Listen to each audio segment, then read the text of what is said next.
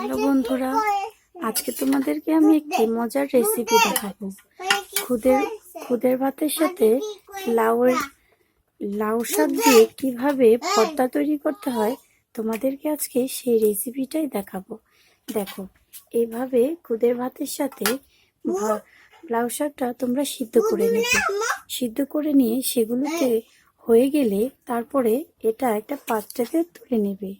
তারপর ভালো করে এগুলোকে ভাত ছাড়িয়ে পরিষ্কার করে সুন্দর করে তারপরে ভর্তাটা বানাতে হবে।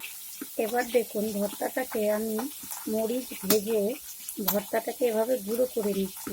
মরিচগুলো সবগুলো গুঁড়ো হয়ে গেলে ভর্তাগুলোকে সব একসাথে করে মিক্স করে নিতে হবে।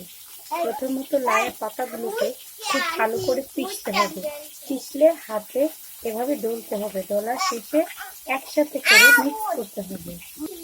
এবার শেষে এবার সরিষার তেল, খাঁটি সরিষার তেল দিয়ে একটু বেশি পরিমাণ করে তারপরে সেটাকে মেখে পরিবেশন করবে। আপনারা একটু খেয়ে দেখবেন, খুবই ভালো হবে, টেস্ট হবে।